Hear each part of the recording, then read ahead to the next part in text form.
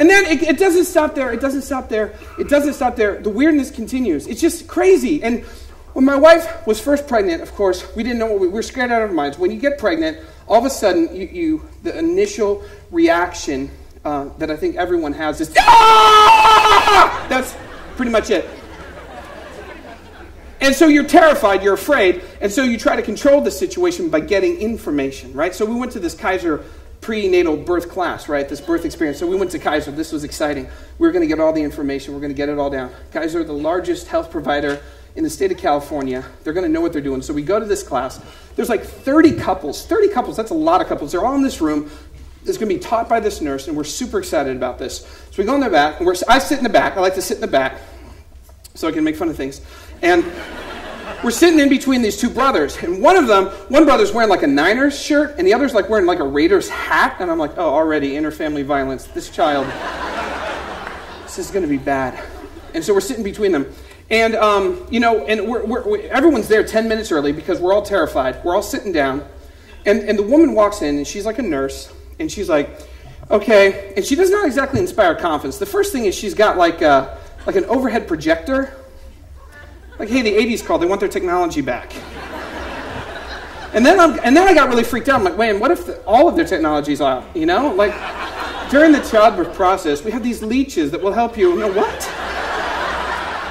We just need to bleed you a little bit. You know, we're going to rub you with deer feces, and then we're going to shake this rattlesnake, and yeah. Why is it raining in the delivery room? I went a long way for that joke. So I'm sitting there, and it's weird, and so I'm freaked out a little bit, and then she's like, all right, everyone be seated. Now, everyone's been seated for 10 minutes. I'm like, are you not paying attention? Everyone's terrified, and we're just sitting there, and we got our notepads out. Everyone take a seat. We're seated. And then she's like, this is how she actually delivered her first line. Welcome to the Kaiser pre-birth informational class. My name is Nurse Nancy. Did you just look at your notes for your name? Now, I know public speaking is not everyone's forte, but most people don't have to look at their notes for their name. Nancy.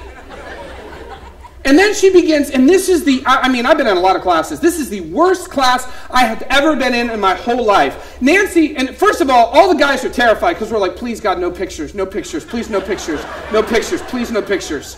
You know, we're terrified of that. And then she basically spends the next 45 minutes going through every single possible congenital defect that could possibly happen during birth. This is a terrible idea. That's like somebody giving you a bowl of pudding. And they're like, here's a bowl of pudding. Oh, yes, pudding. Awesome, I love pudding. Yeah, it's butterscotch. Fantastic. Now, I'm not saying there is a boll weevil at the bottom of that, but there might be. Why would you say that? It's like going to premarital class and they're like, love, bliss, it's going to be fantastic. But by the way, this probably won't happen to you. But your loved one might snap and kill you in your sleep. Here's some pictures. Death by strangulation. Blunt force trauma to the head. Lorena Bobbitt. No! Why would you do a premarital class like that? All the stage 3 students are like, Lorena who? Google it. No, don't. Do not. I'm going to get fired. Pastor Dave told me to... It's okay that you don't get it. It is. So there we go. So she's sitting there, she's showing all these, and they're horrible. I mean, they're horrible things that can happen. She's like, your baby could be born with white, ashy skin. She shows this picture of the baby's like drenched in like this stuff that looks like lotion. Like, it was like, what? And then she's like, your baby could have a conical head. And it's like, because of the birth canal. And you're like, oh, it's crazy. And she's like, your baby could have blisters on its lips and its fingers from sucking on its thumb in utero. And then the Niner fan turns to his brother and says, see, I told you, your baby's going to suck in utero. And the Niner fan wife is like, oh, honey, stop. And the Raider fan wife is like, oh, well, cut. You don't miss with Raider fans. A lot of pent-up anger from losing so much. I'm I'm just saying. It's just tough, you know, when your team's owned by a sea monster that's dead. It's tough, you know. So many years, it was tough. It's weird. It's just tough. So anyway. So they're going through all these things. They're going through all these bad things that can happen.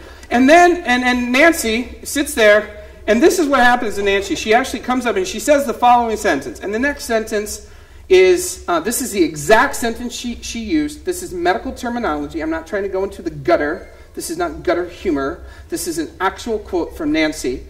We did not know we were going to have a boy. She said, if you have a boy, this is what Nancy said. She goes, and if you have a boy, it is possible that he will be born with a bright red scrotum. That's completely normal. Nancy. Yeah, I got a question. I'm taking notes here. Did you just say a bright red, yes, scrotum, like a rooster's? Another question, Nancy. I'm not super familiar with rooster scrotum. I don't look at them. But I have been a man for a long time, and I'm pretty sure that a bright red scrotum, not completely normal. I can check with my friends if you'd like. Imagine that phone call. Hey, John. Yeah, it's Dave. Hey, I got a question for you. You know your scrotum? Yeah, has it ever been bright red? Uh-huh. Okay, thanks. Yeah, we're in agreement. We're pretty much against all brightly colored anything. You know, bright red, bright green, bright purple. And none of that's completely normal. We're pretty sure, Nancy. That's what we're going with. Okay, so that's what we're going with. It's weird, right? But you go to these classes, and only first-time parents go to them. Only first-time parents go to them, right? Because they're still... You don't see any second-time parents going there because they know that's a complete waste of time. You can't control anything. We have a plan. I see new parents who are like, we're going to go into the hospital at this time, and then we're going to... Good luck with that. You just can't plan, you know, but you try to control stuff, right? And that's the first thing I think I really learned about God is in these moments, right? Have you ever been in those situations when, like, the news comes and it's, like, scary, you know? And it's like I had friends that they had to have C-sections because the cord was wrapped around and it's terrifying in those moments, and you feel really helpless. And there's that moment when you're like, man, I don't know what to do.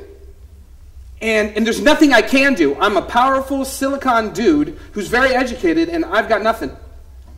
And you come to the end of yourself, like, real quick. And that was the first thing I think I learned about God, is I thought I was in control. I thought I had things together. I thought I could control things, and you just can't.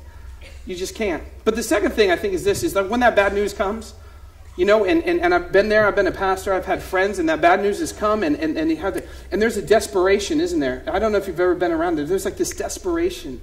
Like, oh, this has to be okay. This has to be okay. You're like desperate for your kid. You're desperate for your baby. And all through the pages of Scripture, one of my favorite things about God is that He shows again and again that same desperation that He has. He has that for everybody.